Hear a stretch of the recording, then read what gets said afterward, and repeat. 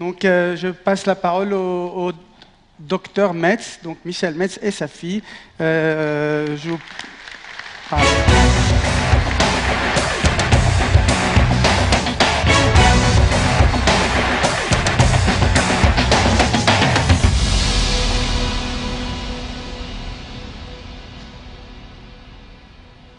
Merci Michel, merci aux organisateurs pour cette magnifique journée. C'est toujours un plaisir pour moi. Je parle en mon nom parce que pour Inter, c'est un petit peu de trac en plus, ce qui est normal. C'est toujours un plaisir pour moi de venir parler dans ce qui est presque ma famille professionnelle, la famille Zimmer, puisque ça fait bien longtemps que j'utilise les produits de Zimmer, ça fait 30 ans maintenant. Et voilà, j'aime beaucoup échanger. Je trouve qu'on a vraiment un esprit familial que je ne retrouve pas par ailleurs. Donc voilà, on va commencer sur cette présentation. Michel Jabot nous a demandé de vous parler du syndrome de Kelly suite à une publication qui avait été faite dans la revue Implant il y a 2 ans à peu près, je crois. Donc, beaucoup d'entre vous ne savent pas ce que c'est que le syndrome de Kelly, donc je vais vous l'expliquer d'abord. Le syndrome de Kelly correspond à une situation clinique pas si rare que ça, d'édentement subtotal, donc édentement complet au maxillaire, opposé à si vous voulez, la persistance d'un groupe dentaire. On voit ma petite flèche là sur l'écran ? Oui. Oui, du groupe dentaire mandibulaire antérieur, en général de canine à canine, de prémolaire à prémolaire à peu près. Et qu'est-ce qui se passe? Vous allez avoir un déséquilibre prothétique très important, avec une véritable agression mécanique de cette région du prémaxillaire, des patients qui seront en inconfort complet, une prothèse supérieure qui sera totalement instable, une perte des tubérosités postérieures, une perte de la crête osseuse du prémaxillaire et beaucoup de patients qui sont extrêmement gênés, qui ne portent souvent pas leur prothèse inférieure, du fait, si vous voulez, de la résorption très importante dans le plan mandibulaire postérieur. Voilà. Donc, sur le plan osseux, on a une véritable atrophie de la région du prémaxillaire. On a souvent une perte de la dimension verticale. Les patients qui sont des faux prognates, les dents inférieures restantes, donc qui sont parfois égressées et qui, vous le voyez sur cette image cone beam, entraînent une véritable atrophie extrêmement sévère de la région du prémaxillaire. Donc on a des prothèses qui ne sont pas fonctionnelles. Des patients qui donc souvent ne portent pas la prothèse inférieure et on est démunis face à ce genre de situation. On va en parler tout de suite après. Vous voyez vous avez une idée de la souplesse de cette fausse gencive, de cette gencive qui n'est pas du tout soutenue par la crête osseuse. Et d'un point de vue de la rétention prothétique, évidemment, et de l'équilibre prothétique, ça pose un véritable problème. Donc ce syndrome, pourquoi s'appelle-t-il syndrome de Kelly? Tout simplement parce qu'il a été décrit par un clinicien qui s'appelait Kelly en 72, un Australien si je me souviens bien, et qui a observé que dans ce genre de situation d'édentement subtotal, on avait toujours à peu près les mêmes symptômes, les mêmes répercussions, c'est-à-dire donc atrophie de la crête osseuse maxillaire, des tubérosités, de la zone mandibulaire postérieure, crête hyperplasique, flottante, etc. Juste pour vous faire un tout petit peu de littérature, mais je ne serai pas très long. Le syndrome de Kelly a été relativement peu évoqué dans la littérature. Par exemple, ici, l'étude de Chen et Gangloff nous montre que 24%, donc un patient sur 4 de leur étude qui présente cette disposition dentaire, présente ce syndrome, donc avec tous ces problèmes de résorption. Alors, quelle est l'attitude thérapeutique? Donc, l'attitude pragmatique, pour commencer, c'est d'essayer de s'adapter au syndrome avec des traitements classiques, non implantaires, ce qu'on a utilisé pendant de nombreuses années, c'est-à-dire essayer de faire des résections de la crête flottante, plus ou raisonnée, c'est-à-dire plus ou moins importante, pour garder quand même un certain volume de rétentif pour la prothèse, essayer de faire des revasages, essayer de restabiliser le plan d'occlusion qui, en général, s'effondre postérieurement, c'est-à-dire que du fait que ces dents antérieures viennent buter sur la prothèse du haut bascule en arrière, enfonce la prothèse en arrière, et on a une perte récurrente du plan d'occlusion. On a beau rebaser, remonter les dents, si on ne change pas la situation biomécanique, ça va se répéter. Vous avez 6 mois, 1 an après, une prothèse qui va de nouveau être enfoncée, et on augmente de plus en plus la résorption osseuse. Donc c'est très décevant. Et c'est d'ailleurs un traitement qui avait été décrit par l'équipe de Olivier Fromentin dans la revue des cahiers de prothèses, si je me souviens bien. Alors, depuis l'apparition des implants, dans les années, on va dire 90, on a eu une bonne opportunité de pallier le syndrome, c'est-à-dire de diminuer quand même les effets de cette agression mécanique antérieure due à cette persistance des dents, en stabilisant du mieux possible la prothèse inférieure. C'est-à-dire qu'on va essayer de mettre des implants au moyen de boutons pression, soutenir la prothèse pour qu'elle ne s'enfonce pas, en plus de ça, la retenir, ce qui sera plutôt agréablement perçu par le patient. Alors, bien souvent, on voit des implants qui sont juste en arrière des canines. Pourquoi? Parce qu'on n'a pas d'os plus en arrière dans ce type de situation, puisqu'on a une résorption très importante. Donc voilà, on fait ce qu'on peut, mais c'est déjà un grand plus de pouvoir mettre des implants au moins juste en arrière. Ça a été proposé comme traitement par l'équipe de Kelgens, qui est hollandais, si je me souviens bien, et publié en 1993 pour la première fois. C'était des implants IMZ, si je me souviens bien, les résultats n'ont pas été très bons. En l'occurrence, ici, c'est pas dans un contexte de syndrome de Kelly, parce qu'on a quand même une résorption osseuse modérée postérieurement qui a permis de placer des implants relativement loin. Mais entre-temps, l'implantologie a évolué, et en 2003, sur une étude multicentrique, on a pu constater, dans cette étude de Mitrani, que la pose d'implants en soutien de la prothèse inférieure était vraiment efficace pour améliorer l'équilibre prothétique, et que dans ce type de contexte, on avait des taux de survie extrêmement intéressants. Voilà, donc ici, vous voyez sur ces photos que j'ai prises dans la publication de Freitas, on a des implants qui sont relativement loin postérieurement. C'est vraiment en fonction de la possibilité de mettre des implants en fonction de la hauteur de l'os résiduel, mais en général, dans le syndrome de Kelly, on ne peut les mettre qu'en avant du foramen a priori. Alors, ça, c'était pallier le syndrome. Et maintenant, la troisième possibilité de traitement, c'est de supprimer le syndrome.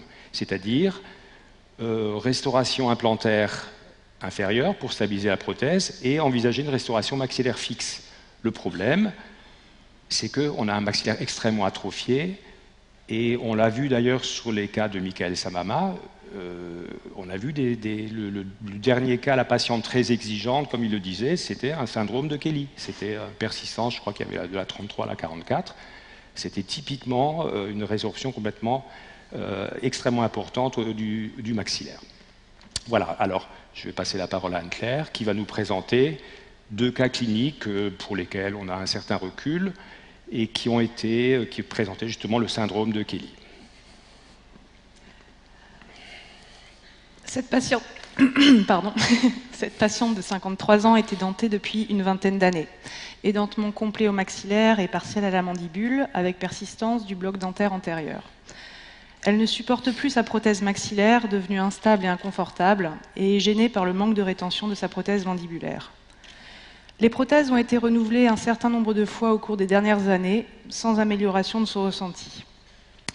Sur la radio panoramique, on perçoit une résorption importante du prémaxillaire, ainsi que des secteurs postérieurs mandibulaires.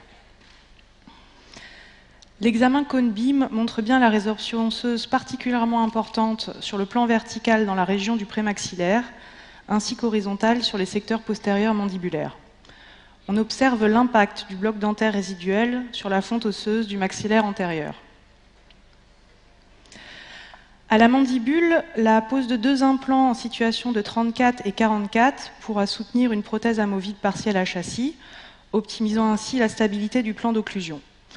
Le groupe dentaire sera a priori conservé afin de permettre une proprioception plus fine à notre patiente et son égression sera compensée par le réajustage du plan d'occlusion des nouvelles prothèses. La stabilité verticale de ces dents fera l'objet d'une attention particulière une fois les prothèses d'usage en place. Au maxillaire, le projet est de supprimer la prothèse amovible pour la remplacer par un bridge implantoporté. Une augmentation osseuse est bien évidemment un préalable indispensable à cette option de traitement. La disparition presque totale de la crête dans le secteur antérieur représente une difficulté importante pour une augmentation verticale. En revanche, les crêtes postérieures, diminuées en épaisseur mais conservées verticalement, permettent d'envisager un bon pronostic pour des greffes d'apposition on-only. En se lançant dans ce traitement conséquent, l'option d'un bridge transvissé sur un plan pourra être envisagée pour supprimer le syndrome de combinaison. Ce bridge prendrait appui sur des implants répartis sur les secteurs latéraux. Donc, dans un premier temps, la chirurgie de greffe osseuse maxillaire est réalisée en ambulatoire par le docteur Michel Jabour. On voit bien ici, après levée du lambeau, l'extrême finesse de la crête résiduelle. Des blocs en onlay allogéniques sont modelés et ostéosynthésés sur les secteurs 13-16 et 23-26. Le prémaxillaire n'est donc pas concerné par l'augmentation. Le port de la prothèse est interdit pendant 15 jours après la chirurgie et fortement déconseillé pendant les 2 semaines suivantes. Un aménagement prothétique important est nécessaire pendant la phase de consolidation des greffons. La partie vestibulaire est, comme vous le voyez ici, totalement supprimée. Une attente de 4 mois est nécessaire avant de vérifier l'intégration des greffons par un examen cone-beam. La cicatrisation tissulaire à ce stade est satisfaisante. Vous voyez sur les coupes perpendiculaires le gain osseux spectaculaire obtenu et la parfaite homogénéité des blocs sur l'os natif, permettant la pose d'implants dans de très bonnes conditions. La pose des implants est programmée au maxillaire 6 mois après la greffe osseuse. La réouverture montre une intégration optimale des blocs à l'os natif. 8 implants Screw-Vent sont insérés sur les secteurs latéraux. Leur pose est guidée par une maquette qui permet d'objectiver et de respecter le couloir prothétique. Après une attente de 4 mois, les vis de cicatrisation sont mises en place. Et lors de cette chirurgie, 2 implants mandibulaires ont été posés distalement au groupe dentaire inférieur. La phase prothétique peut à présent être démarrée. Je reprends la main. Allez. En fait, on parle là-dedans. Alors, pour la phase prothétique, on va faire court. En bas, on a donc une prothèse à châssis métallique stabilisée, soutenue et retenue par 2 boutons pression, type locator, si je me souviens bien dans ce cas-là, avec, vous voyez au passage, une empreinte de McCracken qui est faite en occlusion pour avoir plus de finesse dans l'enregistrement du tissu de la surface d'appui ostéomuqueuse. Je voudrais faire quand même une parenthèse importante, enfin une précision importante. Vous voyez ici, on a des crochets type équipoise qui, pour nous, sont vraiment nécessaires. Ce n'est pas parce qu'on a 2 implants en arrière d'un groupe dentaire qu'on peut se permettre de supprimer complètement les crochets. Ces crochets vont quand même contribuer à stabiliser la prothèse et à ne pas entraîner un jeu trop important qui pourrait risquer de surcharger les implants et avoir peut-être un problème qui pourrait peut-être avoir un problème d'ostéo-intégration à terme. Ces crochets équipoises étant extrêmement discrets puisqu'ils font un tout petit retour proximal et sont à peine visibles vestibulairement. Voilà, au maxillaire, quelques détails de la réalisation prothétique, l'empreinte secondaire avec une technique pick-up, donc des porte-implants, des transferts à ailettes, vérification totalement indispensable par une clairole de placivation en plâtre, différents essais techniques, esthétiques, fonctionnels, La prothèse est réalisée par Anne-Claire, en fait. Je ne sais pas pourquoi elle m'a donné la parole. Et la polymérisation, c'est un cas qui a 8 ans. Donc la polymérisation, enfin la finition, c'est une technique de fonderie coulée, traditionnelle en quelque sorte. Et donc un bridge transvissé qui s'appuie sur les 4 implants de chaque côté. Voilà, avec un sourire très, très naturel. Une patiente qui est ravie. Un contrôle à 8 ans montre une bonne stabilité des niveaux osseux périimplantaires. Vous voyez ici un impact occlusal important, parce que non seulement on avait un syndrome de Kelly, mais en plus on avait une composante de bruxisme pas du tout négligeable. On a encouragé par les bons résultats, on a pu lui proposer de changer sa prothèse inférieure et on est passé à des bridges avec des implants très courts postérieurement. On a refait la restauration cosmétique supérieure avec ce qu'on fait systématiquement, qui n'avait pas été fait, je crois, il y a 8 ans avec elle, je ne sais plus, mais qu'on fait systématiquement avec une gouttière de protection, ce qui est extrêmement important. Voilà, on va vous passer un dernier cas, et après on pourra conclure. Alors, cette patiente est âgée de 54 ans. C'est une personne de nature joviale, mais qui est très affectée par le handicap lié à sa situation dentaire. Elle est édentée complète au maxillaire et partielle à la mandibule, avec persistance du bloc dentaire antérieur. Elle a beaucoup de difficultés à supporter sa prothèse maxillaire très instable et souhaite une proposition de traitement efficace. L'examen visuel montre une crête qui semble favorable à une bonne rétention prothétique, mais la gencive est flottante et douloureuse et le port de la prothèse très inconfortable, avec une instabilité due à l'impact du bloc dentaire inférieur qui, là encore, provoque un déséquilibre prothétique permanent. Un examen radiographique cone-beam est réalisé avec un montage radio-opaque du bloc incisivo-canin supérieur. Il montre une résorption osseuse importante du prémaxillaire, avec un décalage des dents antérieures par rapport à la crête. Des implants au maxillaire pourraient permettre d'envisager une prothèse fixe, supprimant ainsi cette problématique. La difficulté réside dans l'atrophie de la crête osseuse, laquelle présente un volume insuffisant pour la mise en place d'implants, qui ne pourront donc être envisagés qu'après un épaississement de cette crête osseuse maxillaire. Une greffe de la presque totalité de la crête doit être réalisée dans un premier temps. Le choix de blocs osseux allogéniques vissés par ostéosynthèse est retenu. À la mandibule, il sera programmé par la suite une restauration fixe, après réévaluation des incisives au pronostic parodontal réservé. La chirurgie de greffe osseuse est réalisée en ambulatoire par le docteur Michel Jabour, au bloc opératoire de notre cabinet à Strasbourg. Un lambeau de pleine épaisseur sur l'ensemble du prémaxillaire permet le vissage de blocs osseux allogéniques corticospongieux. La prothèse amovible n'est évidemment pas portée pendant 14 jours et, comme pour le premier cas, est réaménagée pour supprimer tout appui sur le vestibule. Une attente de 4 mois est nécessaire pour valider l'intégration des greffons osseux et vérifier la cicatrisation des tissus mous. Là encore, notez le gain osseux obtenu et la très belle image radiologique de complète intégration des greffons à l'os natif. La chirurgie implantaire est programmée 6 mois après la greffe osseuse. Un nouveau lambeau de pleine épaisseur permet de contrôler l'intégration des greffons à la crête native avant la dépose des vis d'ostéosynthèse. Là aussi, on voit qu'il n'y a aucune résorption au niveau des têtes des vis, un très beau vascularisation des greffons. Et regardez quand même à quel point c'est exceptionnel. On ne distingue plus du tout la différence entre l'os natif et l'os greffé. Merci Michel pour la qualité de ce travail. La pose des implants s'effectue à l'aide d'un guide chirurgical issu de la transformation du guide radiologique. Il permet d'objectiver et de respecter le couloir prothétique lors de l'implantation.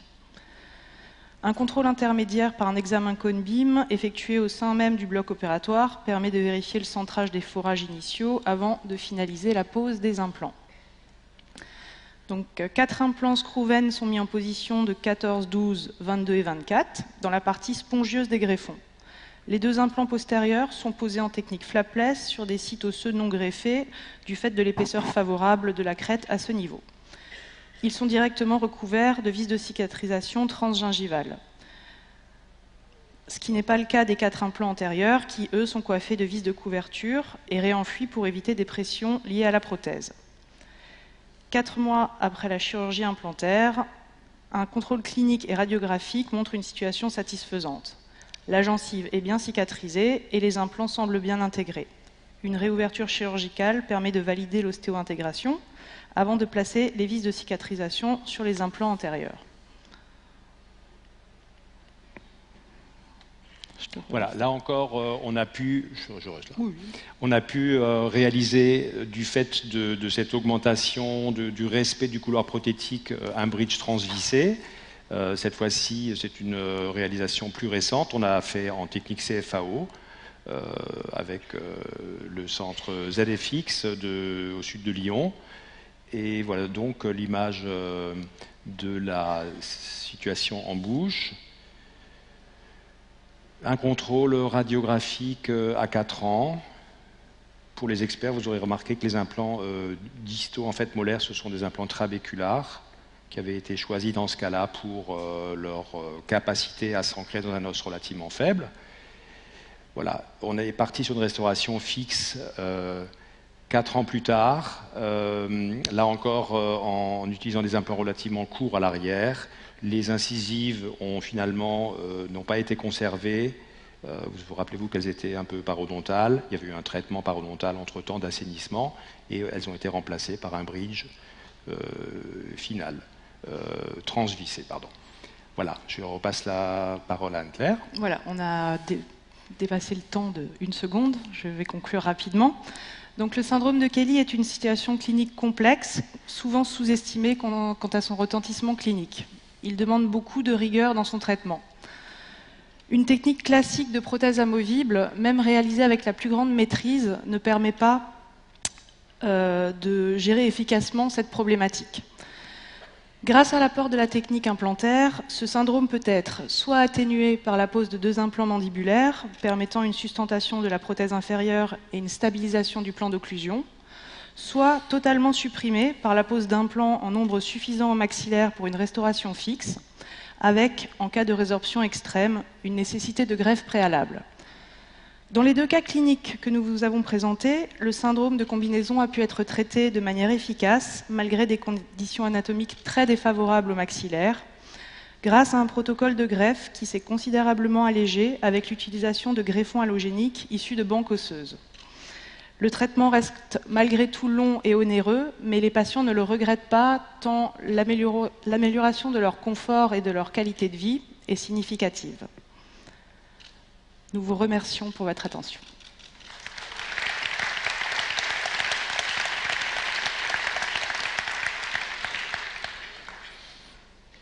Attention, voilà les bourreaux.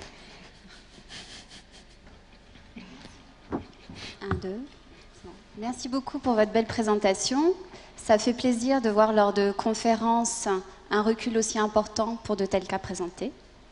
Alors nous avons vu lors de vos 2 cas, pour le premier patient, vous avez eu 8 implants qui ont été mis en place, et pour le deuxième, 6. Alors selon vous, quel est le nombre d'implants nécessaire et idéal pour la réhabilitation implantoportée de maxillaire reconstruit par greffe osseuse? Je pense qu'il n'y a pas de nombre d'implants idéal, ça va vraiment dépendre du patient. Là, dans le cas où on avait posé 8 implants, la patiente présentait beaucoup de bruxisme. Et comme je l'ai précisé, on n'a pas pu poser d'implants dans le secteur antérieur. Du coup, on avait un porte-info quand même assez important. Et on préférait assurer avec 4 implants de chaque côté plutôt que 3, dans le cas où on en aurait perdu un. Il y avait forcément un contre-couple sur les implants, un bras de levier sur les implants postérieurs. Donc on a, dans un os greffé en plus, à ce stade-là, il y a 8 ans, on n'était pas encore vraiment sûr du pronostic, de la pérennité du pronostic du traitement implantaire. Et c'est quand même confortable d'avoir 8 implants. Si jamais on en perd un, à la limite, on peut décider de ne pas le remplacer, tandis que si on en a 6 seulement, et qu'on en perd un, on est obligé de réintervenir chirurgicalement au maxillaire. C'est très différent de la mandibule, mais là on parle du maxillaire. Pour nous, le minimum, c'est 6. Voilà, 6 à 8. Le deuxième cas était plus comment dirais-je, plus homogène et 6 implants bien répartis. Voilà, on a tenté le coup. Il y a aussi, évidemment, on l'a déjà évoqué tout à l'heure, un problème de coût, problème économique qu'il faut envisager avec les patients.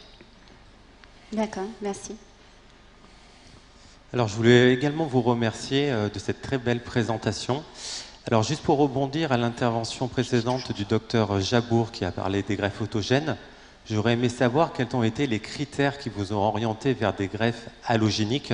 Alors, vous avez parlé de la simplification de la technique chirurgicale, mais est-ce qu'il y a d'autres intérêts à utiliser des greffons allogéniques ici, dans les cas présentés? Allogénique plutôt qu'autogène?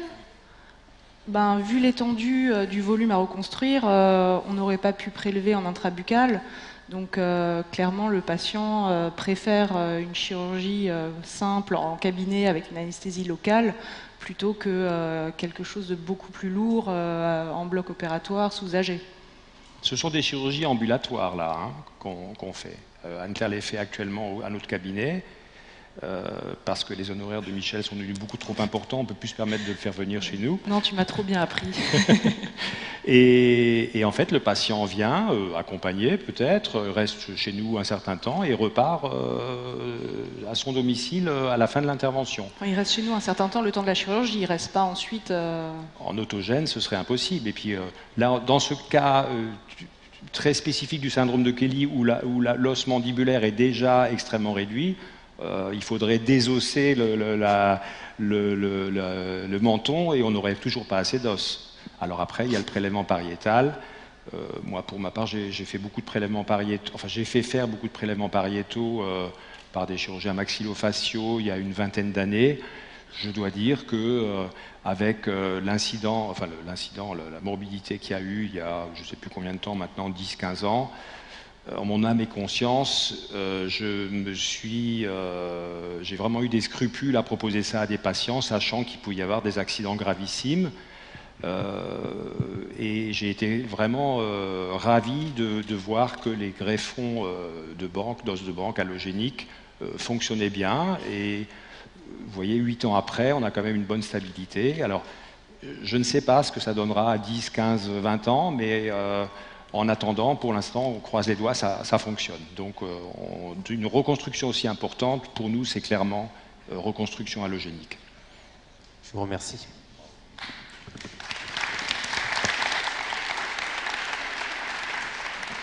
J'ai pas de questions.